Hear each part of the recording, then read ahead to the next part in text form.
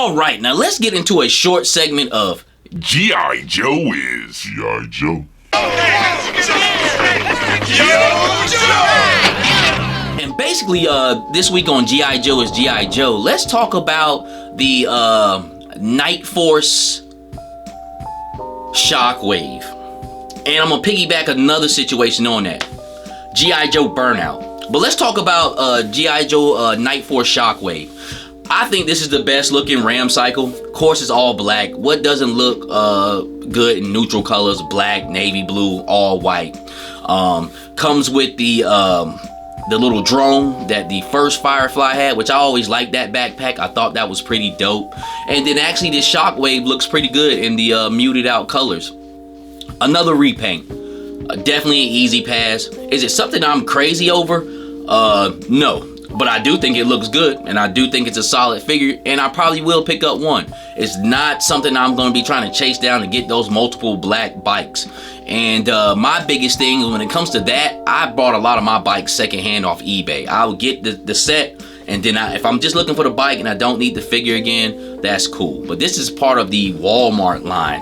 So this might not get put out in a lot of production like the other bikes did. They just kind of lost their ass on the Tiger Force bike, which were all those wild, crazy colors. I actually like the way that one looked. The green bike, of course, is good, and this black bike looks great also. That wing on there almost reminds me of the old Honda symbol. Honda used to have Honda across the top with a wing across the bottom, and that's what that looks like, man. But I think it's a good set. There's a lot of backlash on it. Not a lot, but I've heard some chattering on it. And I want to get into the topic of G.I. Joe burnout. I believe G.I. Joe is on the way, not necessarily down in a sense because the product is still good, but as far as the fan-wise, and it's because of the G.I. Joe burnout, the large influx of Joes we received last year, the large influx of Joes that came from the previous 2 years ago in sales. Like, I had a G.I. Joe buffet this December. I think I brought the most G.I. Joes I've ever brought. I spent like $400 or $500 on G.I. Joes, and on top of that, that $400 or $500 was all like discounted, every last bit of those dollars. So really, and actually that was like $1,200 worth of G.I. Joes, or maybe even more because it was less than half on some. Some of them were $10, $11, $12, man. Buy two, get one free. Even with the snow serpent, these were newer figures that were dropping, man. So a huge buffet. It's almost like you had a buffet of steak, and the steak is great. Steak is prime meat. But if you ate a buffet of steak and then somebody else bring another steak, you like, man, I don't even want that shit, man. Like, get it out of my face. And that's really what's going on with G.I. Joe right now. And then also the eager collectors, which I don't knock anybody who jumps the gun and go gets the stuff overseas just so you can get it in, but you cannot knock me after you get that Joe in your hand. You mess around with it, it's like on to the next high, on to the next Joe.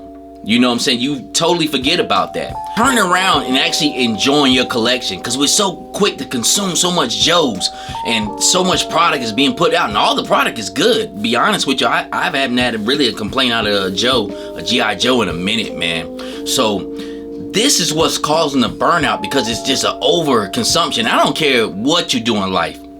If you indulge in it too much, it's not good. You're gonna burn out. Smoking weed, having too much sex, drinking too much alcohol, gambling too much, anything, eating too much. You have to cut it somewhere. You have to take a break. What I do is I do turn around and actually enjoy my collection. I'm a little bit different because I'm a content creator, so I can do some things and actually have fun with you guys. But you don't have to be a content creator to take your pictures, or to set up your Joes, or to get with your kids, and or if you got young sons or daughters, because my daughters love my G.I. Joes, just get with them and just set them up for your own enjoyment. I don't care if you just set them up in a vanilla pose. It's so much enjoyment of that, or setting up a different scene, man.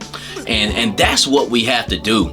And as far as the overseas stuff, now as far as on content creator side, I can understand, because you want to be on top of your game. It kind of happened to me a little bit, but it was just the luck of the draw. On Amazon, I got the Recon Diver, one of the first little groups of guys did it. That was the first time I ever did it. And it worked out. You know what I'm saying? I had like 2,000 views. Usually I only get about 500, 600, 200. You know what I'm saying? It's very hit and miss. But that one right there instantly jumped up because I was one of the first, not the first, to put up that review, man. And with me now, I'm not gonna jump the gun. I'm just let it come to me. And like I said, I'm not knocking anybody for do that. I always just go off the basis of what I do. And that helps me out. You know what I'm saying? Hey, when it gets here, it gets here. And besides, whoever's rocking with me gonna rock with me, man. But as far as on the customer end, I think sometimes that can be a little overzealous, jumping the gun, getting the stuff overseas, because you're gonna forget about it. There's gonna be another G.I. Joe that catches your attention if you're a serious collector, and that high will be gone again, man. So you gotta pump your brakes a little bit on this G.I. Joe. And G.I. Joe, if they stop making product, like if this was the last wave, they have pumped out so much good product. I can have fun with the figures I got now for 20 years. I don't even need to go to Joe Fest, which I will be going to Joe Fest this year. But Joe Fest is in my house right now, right behind me. This is Joe Fest here, full of G.I. Joe action figures, man. So you gotta watch out for the burnout. You gotta cool your heels a little bit.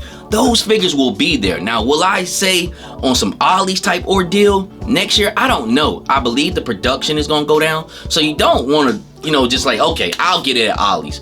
But hey, whenever you get a chance to do it, you ain't gotta use up the credit card all the time or jump and get this one or overpay this one. Just let it come to you. Just like a game. If you were ever an athlete and you ever heard that phrase, hey, let the game come to you. Because if I'm out there, I play defensive back. If I was out there and I'm just trying to jump the gun and jump a route to get an interception, they might overthrow me. I might jump too early and now my defender's behind me. Let the game come to you, son. Especially if it's safety, you need to back up. Let them come to you. This is what I was taught. And most of the time when you let the game come to you, you can make a really good play. And the same thing goes with this G.I. Joe thing. Let them come to you. Calm down. Don't get burnt out. Because what I kind of see will happen, which will probably happen anyway, is that Marvel Legends shit, that crowd over there. Which I'm part of that crowd too. I'm down with Marvel Legends. But that silliness right there, I don't even know if I could even sit up and stand all that, man. Sit the fuck down and shut up.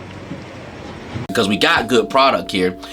Repaints, they happen. They were happening ever since the 80s with G.I. Joes. And a bunch of other action figures too. That's gonna happen. But when you got good looking figures, quality figures, I mean, can you really complain about that? And they're gonna get to your guys, Zap and Dial Tone and all those original third. They're gonna get to them, but of course, on a business standpoint, they're gonna spread it around a little bit, then they'll give it to you. But you don't have to buy the in-between figures.